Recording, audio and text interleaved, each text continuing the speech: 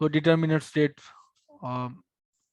Ordinary हमारे पास जो quantum mechanics में इंडिटर्मिनेंसी की वजह से हम प्रोबेबिलिटीज ही बता सकते हैं कि ये मेजरमेंट की प्रोबेबिलिटीज ये है, अगर आप साई पे मेजर करेंगे तो फलान की प्रोबेबिलिटी ये है, और एक और मेजरमेंट करने की मे भी प्रोबेबिलिटी ये हो। लेकिन स्टेट्स कुछ इस तरह की एग्जिस्ट करती हैं जिस पे आप 100% बता सकते हैं कि अगर आप ये अप्लाई करेंगे ऑपरेटर तो आप 100% यही आइगन वैल्यू मेजर करेंगे। ऐसी स्टेट को हम कहते हैं डिटर्मिनेंट स्टेट। तो इसकी डेफिनेशन होगी a state such that every measurement of q is certain to return same value। ठीक, तो एग्जाम्पल हम कई देख चुके हैं प्रीवियस चैप्टर में, वो है स्टेशनरी स्टेट्स। स्टेशनरी स्टेट जैसे कि आप साई 2 पे हैमिल्टोनियन अप्लाई करते हो तो आप E2 मेजर करोगे अंदर G2। और अगर इन्फिनिट स्क्वायर वेल में आप हार्मोनिक और ये हैमिल्टोनियन अप्लाई करते हो let's say second excited state में, तो हमारे पास एनर्जी जो आएगी वो 2 आएगी। या फिर मेरे में एन की वैल्यू वहाँ पे हार्मोन इन्फिनिट स्क्वायर वेल में एन की वैल्यू 1 से स्टार्ट होती है, तो हमारे पास एन की वैल्यू होगी 3। तो 100% डेट श्योर हो कि स्टेट पे अगर हम ऑपरेटर अप्लाई करते हैं तो हमारे पास आइगन वैल्यू ये होगी।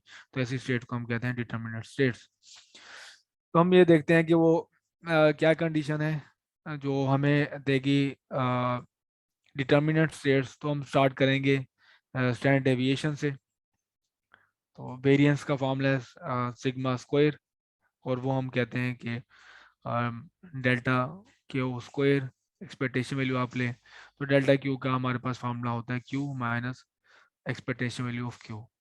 तो एक्सपेक्टेशन वैल्यू क्यू और क्यू में जो डिफरेंस है हमारे पास बेसिकली वो डेल क्यू है। और अगर मैं मजीद इसको ओपन करूं ताकि हम इसको मजीद सॉल्व कर सकें, क्यू तो एक ऑपरेटर है, यहाँ पे ऑपरेटर है, और यहाँ पे हमारे पास ये क्यू की एक्सपेक्टेशन वैल्यू है। और अगर मैं इसको ओपन करके लिखूं तो यह साई क्यू साई। और आप ये जो ऑपरेटर है देखिए, अगर मैं क्यू साई पे अप्लाई करता हूँ तो मेरे पास आएगी वैल्यू क्यू। ठीक है, लेट से मैं अप्लाई करता हूँ साई क्यू पे, तो मेरे पास आएगा ये साई, और इधर वैल्यू आ जाएगी क्यू। ठीक है, क्योंकि क्यू साई पे अप्लाई हुआ तो उसने मुझे क्या दिया, वैल्यू दी साई दी। ठीक, क्यू यहाँ उसकी आइगन वैल्यू है। और नॉर्मलाइजेशन एग्जिस्ट करती है, साई का साई साइन प्रोडक्ट लेंगे तो हमारे पास ये 1 हो जाएगा, और हमारे पास रिजल्ट आ जाएगा ये क्यू माइनस क्यू। तो इस पूरी जगह पे रिजल्ट क्या आया, सिर्फ क्यू। ठीक, तो एक्सपेक्टेशन वैल्यू बन गई Q operator minus Q whole square, और ये इसकी एक्सपेक्टेशन वैल्यू है। और मजीद अगर मैं इसको ओपन करके लिखूं साई की फॉर्म में, तो यहाँ पे मेरे पास साई आ गया और यहाँ पर भी साई आ गया, और ये सैंडविच है मेरे पास दरम्यान में ऑपरेटर। और इनको अलग अलग करके अगर मैं लिखूं यहाँ पे क्यू, एक ऑपरेटर को मैं ले गया हूँ इस तरफ। ठीक, तो ये देखें इस दोनों तरफ सेम स्टेट आ गई है, इधर ये स्टेट आ गई है और यहाँ पर हमारे पास ये स्टेट आ गई है। तो टर्म बाय टर्म आप अप्लाई कर सकते हैं इस पे। कितनी टर्म्स बनेगी हमारे पास,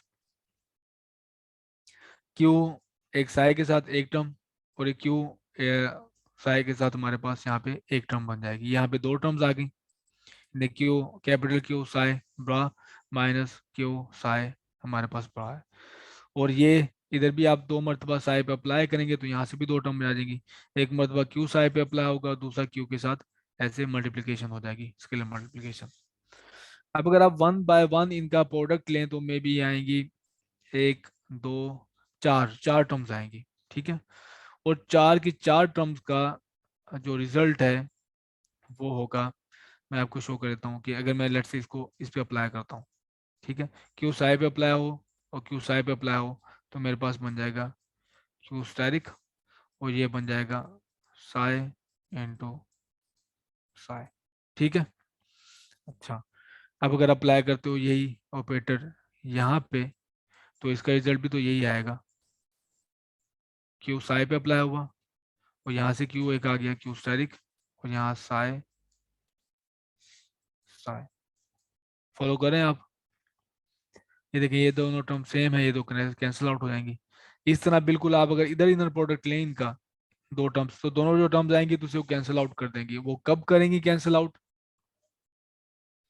जब हमारे पास ये पॉसिबिलिटी हो कि क्यू साई पे अप्लाई किया जाए तो आपके पास आए क्यू साई। तो अगर ये पॉसिबिलिटी एग्जिस्ट करती है कि आप क्यू साई पे अप्लाई करें और आइगन वैल्यू के साथ दोबारा वो वेव फंक्शन आ जाए, तो आप देखेंगे ये टर्म एग्जैक्टली एक दूसरे को कैंसिल आउट कर देते हैं और हमें जीरो वेरिएंस मिलती है, जीरो स्टैंडर्ड डेविएशन मिलती है। तो जीरो स्टैंडर्ड डेविएशन का मतलब क्या है, हमारे पास डिटर्मिनेंट सेट, जीरो वो इनडिटर्मिनेंसी, ठीक है। तो आप 100% बता सकते हैं कि ये वैल्यू आएगी, इस वजह से उसमें कोई स्प्रेड नहीं होगा, एक पीक होगी और उसकी स्टैंडर्ड डेविएशन जीरो होगी। वो कब होगी, जब हमारे पास ये आइगन वैल्यू इक्वेशन एग्जिस्ट करेगी, कि आप साई पे अप्लाई करें ऑपरेटर और आपको आइगन वैल्यू के साथ वही साई आ जाए, तो ये है आइगन वैल्यू इक्वेशन। तो आइगन वैल्यू इक्वेशन जो है, आइगन इसकी टर्म्स में आपको डिनोट कर दूं, तो ये थी आइगन वैल्यू इक्वेशन, ये वाली। तो आइगन वैल्यू इक्वेशन में साई जो हमारे पास आइगन फंक्शन फॉर साई था, और क्यू हमारे पास ही आइगन वैल्यू फॉर क्यू। देखिए Q, small Q is eigen value of capital Q and Sai is eigen function of Q. तो अगर हमारे पास आइगन फंक्शन है तो वो डिटर्मिनेंट स्टेट्स होंगी, तो determinant states are eigen function of Q. तो डिटर्मिनेंट स्टेट्स कौन सी हैं, ऑपरेटर के आइगन फंक्शन। अगर आपके पास ऑपरेटर के आइगन फंक्शंस हैं तो डिटर्मिनेंट स्टेट्स हैं। तो प्रीवियस एग्जांपल जो मैंने यहाँ पे कोट की थी वो इनवर्स स्क्वायर वेल वाली, कि अगर आप उसके ऊपर अप्लाई करें, स्टिचिंग स्टेट्स के ऊपर हैमिल्टोनियन अप्लाई करें, तो आप 100% श्योर हैं कि आपको एनर्जी मिलेगी ई एन। वो इसी वजह से है कि ये जो आपके पास साई एन है, कि एच की आइगन फंक्शन है, तो यहाँ पे आइगन वैल्यू आएगी ई एन और ये साई एन। ठीक है, तो determinant sets are eigen function of Q. Determinant sets are eigen function of Q, तो अगर हमारे पास किसी ऑपरेटर की आइगन फंक्शन है तो हमारे पास डिटर्मिनेंट सेट्स होगी उस ऑपरेटर की। आप अप्लाई करेंगे तो आप 100% वही वैल्यू मेजर करेंगे 100% श्योरिटी के साथ। तो सर वो जो हम एक क्या करते थे सिंपल हार्मोनिक ऑसिलेटर में, ए प्लस से माइनस वाला जो कॉम्बिनेशन जब हम मल्टीप्लाई करते थे आयोटा एच कट आ जाता था साथ, तो वो भी आइगन फंक्शन होगा। ये आज कट आया था। Number of meter. अच्छा अच्छा, वो हाँ हाँ, नंबर वो operator. Number operator exactly. So a plus a minus psi n, ठीक है। तो ये हमें देगा एन साई एन, ठीक है। तो ये हमारे पास क्या चीज है, psi N are the eigen function of number operator. तो नंबर ऑपरेटर के आइगन फंक्शन है। लेकिन इंडिविजुअल अगर ए प्लस अप्लाई करूं तो फिर ये आइगन फंक्शन नहीं है, क्योंकि पता है आपको ए प्लस अगर मैं अप्लाई करूं साई एन पे तो इसका रिजल्ट आता है एन प्लस वन, और यहाँ पे आ जाता है एन प्लस वन। चूंकि दोनों साइड पे ऑपरेटर ये स्टेट्स चेंज हो गई हैं, फंक्शन एक ही साई चेंज हो एन गया। था तो ये साई एन प्लस वन बन गया, तो ये आइगन वैल्यू खोजन नहीं है, ये आइगन वैल्यू खोजाना। ठीक है। Yes sir. Measurement of Q on such state is 100% certain to give Q.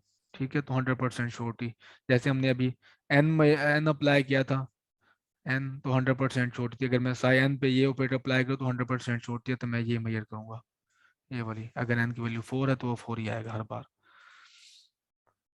Eigen value is a number not operator, तो आप इसको आगे पीछे शिफ्ट कर सकते हैं। Zero does not count as eigen function, तो जीरो आए पॉसिबल आइगन वैल्यू तो हो सकती है, हार्मोनिक ऑसिलेटर में भी हमने इसको देखा था, नंबर ऑपरेटर जीरो हो सकता है, लेकिन जीरो आइगन फंक्शन नहीं हो सकता। अगर हमारे पास जीरो आइगन फंक्शन होगा तो हमें पहले पता है कि वो फिजिकल नहीं है, हम उसे नॉर्मलाइज नहीं कर सकते, तो वो अलाउड भी नहीं है। तो एक टर्म बार बार यूज होगी जिसे हम कहते हैं स्पेक्ट्रम, वो है collection of all eigen value of an operator. तो सारी आइगन वैल्यू की जो कलेक्शन है ऑपरेटर की आइगन वैल्यूज हैं, उससे हम कलेक्टिवली कहते हैं स्पेक्ट्रम। अगर हमारे पास एक फंक्शन ऑपरेटर की दो ही अलाउड आइगन वैल्यूज हैं, एक -1 और दूसरा +1, तो इसका हम कहेंगे स्पेक्ट्रम है -1 + 1। ठीक। अगर हमारे पास किसी कोई ऑपरेटर है उसकी आइगन वैल्यू जो है वो पॉसिबल 0 +-1 +-2 +-3, तो ये हमारे पास कलेक्टिवली कहेगा उस ऑपरेटर की स्पेक्ट्रम। एक और टर्म यूज होते हैं डिजर्नेट, डिजनरेट का मतलब ये है कि दो हमारे पास अलग आइगन फंक्शन हो लेकिन उनकी आइगन वैल्यू सेम हो। फॉर एग्जांपल मेरे पास है एफ, ठीक है, और मैं इसके ऊपर मैं अप्लाई करता हूँ क्यू, और इसके मैं मेजर करता हूँ 2, और साथ ये एफ आ जाता है। और अगर मैं क्यू अप्लाई करूँ एक और आइगन फंक्शन पे और इसकी भी वैल्यू 2 आ जाए, ठीक है, डिफरेंट आइगन फंक्शन लेकिन सेम आइगन वैल्यू, तो इसको हम कहते हैं डिजनरेट, डिजनरेट आइगन वैल्यू। तो डिजनरेसी हम इसे कहेंगे।